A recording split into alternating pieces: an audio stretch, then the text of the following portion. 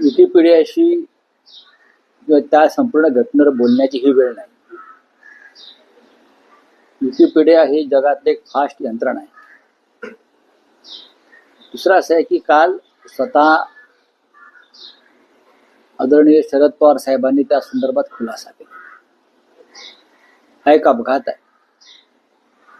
हा चौकशी आता कसली व्हायला पाहिजे तर काही तांत्रिक चुका झाल्या आहेत का, विमानामध्ये काही अचानक बिघाड झाला का, विमानतळावरती काही यंत्रणेची काही त्रुटी होत्या का, याची चौकशी DGC बरं का, director general of civil aviation यांच्या माध्यमातून होत असते. पण आतापर्यंत असे अनेक अपघात या महाराष्ट्रात आणि देशात झालेले आहेत आणि त्यांच्या चौकशीच्या आदेश DGCने दिले. त्या सगळ्या चौकशांचं काय झालं हा काल अजित पवारांच्या अपघातानंतर निर्माण झालेला प्रश्न आहे. आतापर्यंत असे अनेक अपघात झालेले आहेत.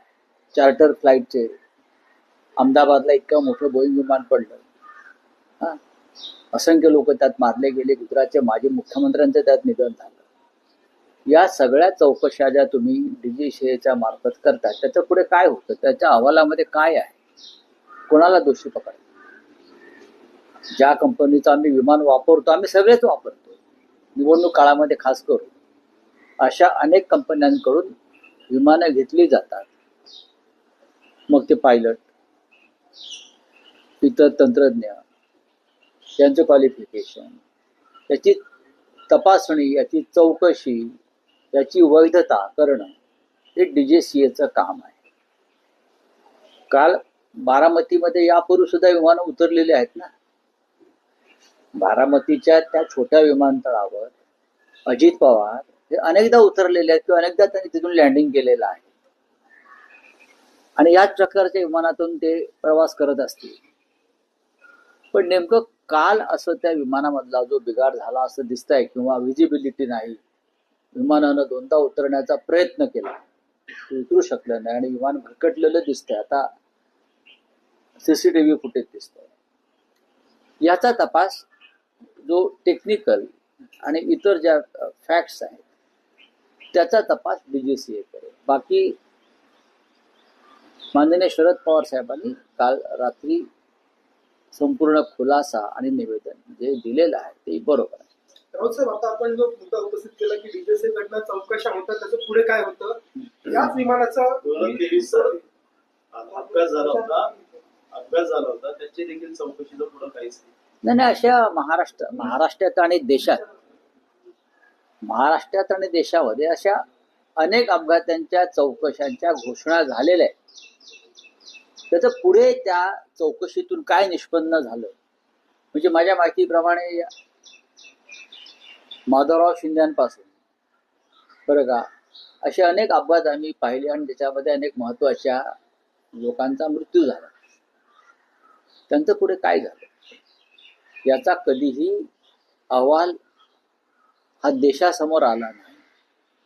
निदान महाराष्ट्राचे उपमुख्यमंत्री अजित पवार यांच्या विमानामध्ये नेमका कोणता बिघाड झाला किंवा त्यावेळेला नक्की काय झालं. ब्लॅक बॉक्स मिळालेला आहे. ब्लॅक बॉक्स मिळाल्यावर अनेक गोष्टींचा उलगडा होतो. पायलट आणि को पायलट यांचा अनुभव सुद्धा चांगला होता. त्यांनी साधारण त्यांच्याकडे 1600 तासांचा अनुभव आहे हे माझ्या वाचनात आलं. तरी जर हा अपघात काही तांत्रिक कारणामुळे झाला असेल तर DGCनं या संदर्भातली माहिती समोर आणली पाहिजे. कारण भविष्यामध्ये अशा प्रकारचे अपघात होऊ नयेत. राजकारणी अशा प्रकारची विमानं वापरतात.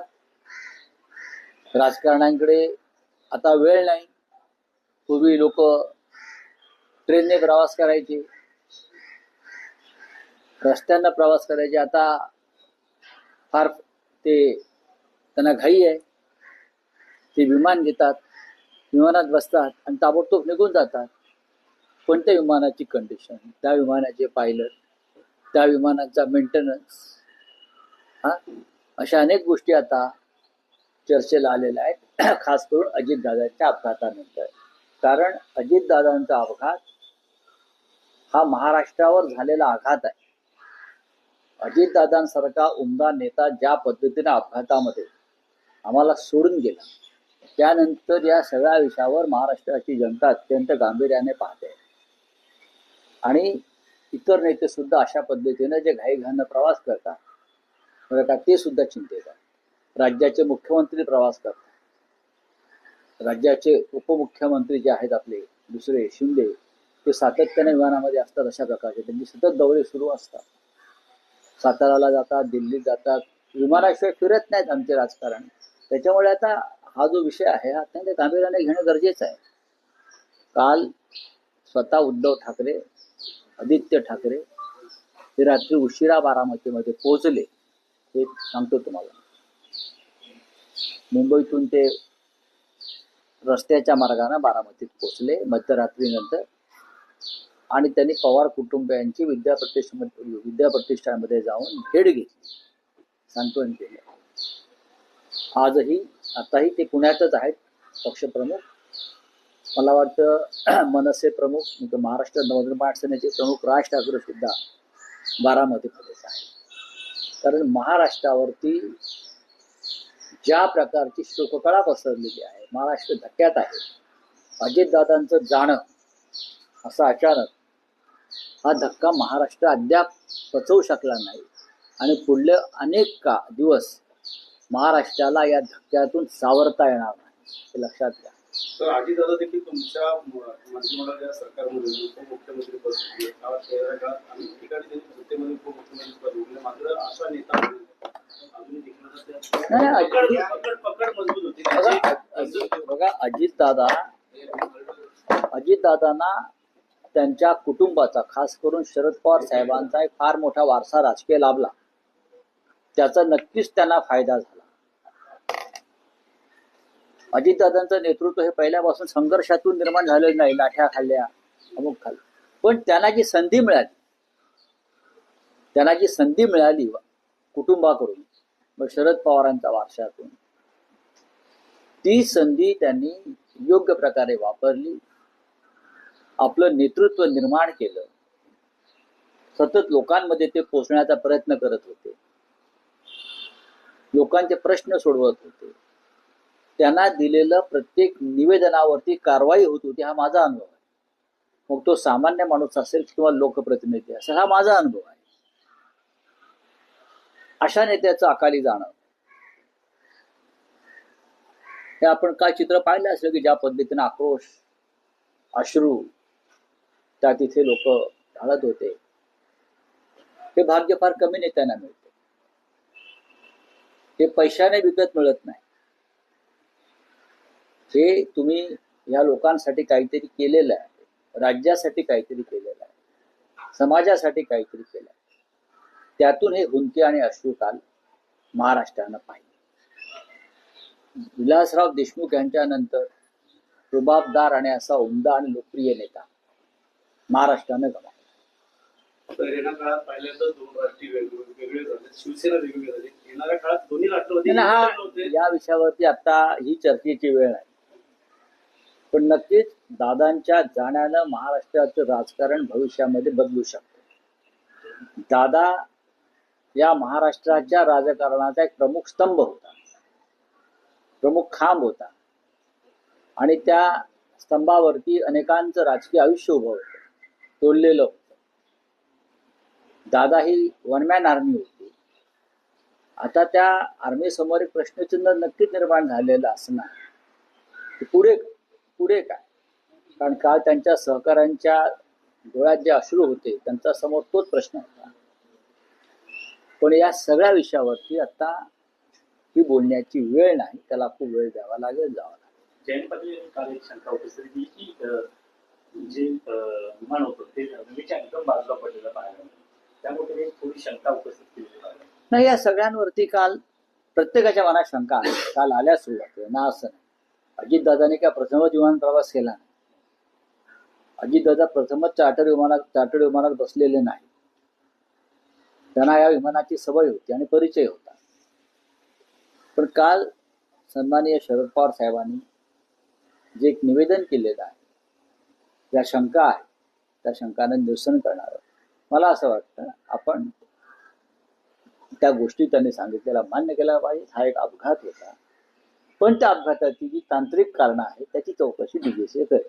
एकनाथ शिंदे देखील चौकशी झाली पाहिजे. नक्कीच का होऊ नये. ते स्वतः म्हणतात. हो, पण चौकशी व्हायला पाहिजे. म्हणजे आम्ही काय म्हणतो आहोत, ज्या तांत्रिक कारणामुळे विमानाला अपघात झाला, काय त्रुटी होत्या, भविष्यामध्ये अनेक महत्वाची लोक अशा विमानातून प्रवास करतात, त्यांच्यासाठी हा धडा आहे बरं का, इशारा आहे, धोक्याची घंटा आहे.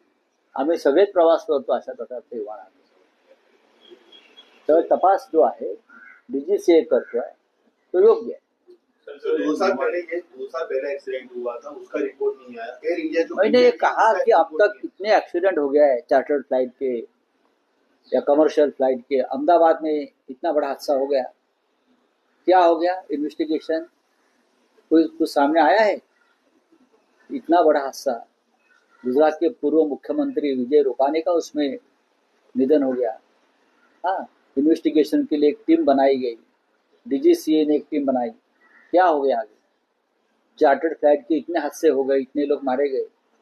हाँ, डीजीसीए हर बार इन्वेस्टिगेशन की घोषणा करती है. क्या हो गया? हमारे सामने कुछ तथ्य और सत्य तो आना चाहिए जनता के सामने. अजित पवार जैसा एक कद्दावर नेता, महाराष्ट्र के डिप्यूटी सीएम, लोकप्रिय नेता, कल इस प्रकार से विमान हादसे में उनका देहांत हो गया, उनका निधन हो गया. महाराष्ट्र नहीं, पूरा देश सदमे में. कैसा हो गया? उसमें क्या टेक्निकल गड़बड़ी थी, ये सामने आना चाहिए. अगर फ्लाइट में टेक्निकल गड़बड़ी है, रडार सिस्टम में गड़बड़ है, और क्या है, एयरपोर्ट पर है, उस बारे में देश के सामने, जनता के सामने सिर्फ श्रद्धांजलि हम देंगे, प्रधानमंत्री श्रद्धांजलि देंगे, गृहमंत्री श्रद्धांजलि देंगे, राष्ट्रपति श्रद्धांजलि देंगे, मुख्यमंत्री श्रद्धांजलि देंगे, उससे क्या होगा?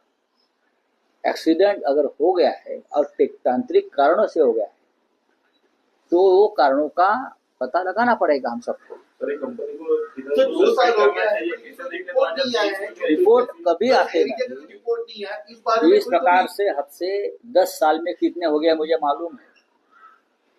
डीजीसीए ने बार बार इन्वेस्टिगेशन की घोषणा, स्पेशल टीम, सब कुछ बनाया, लेकिन कभी भी किसी हादसे के बारे में जो रिपोर्ट आना चाहिए, जो तथ्य सामने आना चाहिए, वो डीजीसीए ने कभी सामने लाया नहीं.